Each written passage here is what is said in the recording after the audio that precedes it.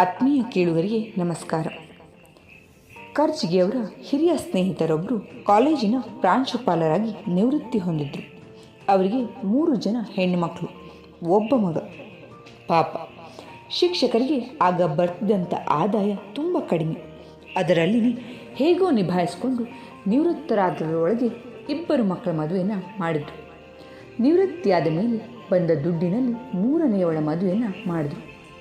ಹೊಸ ಹಳಿಯ ವೈದ್ಯ. ಈ ಶಿಕ್ಷಕರ ಮಗ ಆಗ ತಾನೇ ಇಂಜಿನಿಯರಿಂಗ್ ಮುಗಿಸಿ ಒಂದು ಪುಟ್ಟ ಕೆಲಸಕ್ಕೆ ಸೇರಿಕೊಂಡಿದ್ದ. ಒಬ್ಬನೇ ಮಗ ಆದ್ದರಿಂದ ಅವನ ಮೇಲೆ ತುಂಬ ಪ್ರೀತಿ, ಭರವಸೆ, ಕನಸುಗಳು. ಒಂದಿನ ಶಿಕ್ಷಕರು ಸಂಜೆ ಮಾರ್ಕೆಟಿನಲ್ಲಿ ನಡೆದುಕೊಂಡು ಹೋಗ್ತಾ ಇರಬೇಕಾದ್ರೆ ಎದೆಯಲ್ಲಿ ನೋವು ಬಂದಾಯಿತು. ಕಣ್ಣಿಗೆ ಕತ್ತಲು ಕವಿದಂತಾಯಿತು. ಅಲ್ಲಿಯೇ ಸಾವರಿಸ್ಕೊಂಡು ಅಂಗಡಿಯ ಮುಂದೆ ಕುಳಿತು. ಅಂಗಡಿಯನ್ನು ಪರಿಚಯ ಇದ್ದವನು. ಆತ ಇವರ 3ನೇ ಅಳಿಯನಾದ ವೈದ್ಯನಿಗೆ ಫೋನ್ ಮಾಡಿ ವಿಷಯ ತಿಳಿಸಿದ. ಆತ ತಕ್ಷಣವೇ ಬಂದು ಇವರನ್ನು ಕರೆದುಕೊಂಡು ಆಸ್ಪತ್ರೆಗೆ ಹೋದ. ಪರೀಕ್ಷೆಗಳ ಮೇಲೆ ಪರೀಕ್ಷೆ ನಡೆಯಿತು. ಕೊನೆಗೆ ಶಿಕ್ಷಕರಿಗೆ ಬೈಪಾಸ್ ಶಸ್ತ್ರಚಿಕಿತ್ಸೆ ಆಗಬೇಕು ಅಂತ ತೀರ್ಮಾನವೂ ಆಯಿತು. ಶಿಕ್ಷಕರೇನು ಮಾಡ್ತಾರೆ? ಕೊನೆಯ ಅಳಿಯನೇ ಅಲ್ಲ, ಮುಂದೆ ನಿಂತು ಎಲ್ಲವನ್ನ ಮಾಡಿಸ್ತಾ ಇರೋದು. ನಿರ್ಧರಿತ ದಿನಾಂಕದಂದು ಶಸ್ತ್ರಚಿಕಿತ್ಸೆ ನಡೆಯಿತು. ಆಗ ಬೈಪಾಸ್ ತುಂಬ ಸುಲಭವಾದ ಶಸ್ತ್ರಚಿಕಿತ್ಸೆ ಆಗಿರಲಿಲ್ಲ. ರೋಗಿ ಆಸ್ಪತ್ರೆಯಲ್ಲಿ ಕನಿಷ್ಠ 20 ದಿನವಾದರೂ ಇರಬೇಕು. ಶಸ್ತ್ರಚಿಕಿತ್ಸೆ ಆದ ಮೇಲೆ 3 ದಿನ ತೀವ್ರ ನಿಗಾ ವಿಭಾಗದಲ್ಲಿ ಇರಿಸಿಕೊಂಡು ನಂತರ ಅವರನ್ನು ವಾರ್ಡ್ಗೆ ಕಳಿಸಲಾಗುತ್ತೆ.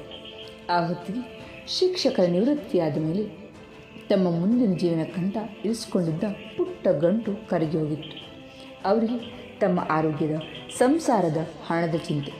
ಅವರನ್ನು ವಾರ್ಡ್ಗೆ ಸ್ಥಳಾಂತರಿಸಿದ ಮೇಲೆ ಹಲವಾರು ಜನ ಮಿತ್ರರು ಭೇಟಿಯಾಗಲಿಕ್ಕೆ ಬರ್ತಾಯಿದ್ರು. ಆ ಶಿಕ್ಷಕರ ಜೊತೆಗೆ 30 ವರ್ಷ ಕೆಲಸ ಮಾಡಿದ ಇನ್ನೊಬ್ಬ ಶಿಕ್ಷಕರು ಮಿತ್ರನನ್ನು ಕಾಣಲಿಕ್ಕೆ ಆಸ್ಪತ್ರೆಗೆ ಬಂದರು. ಅದರ ಹಿಂದಿನ ದಿನ ಒಂದು ಘಟನೆ ಆಗಿತ್ತು.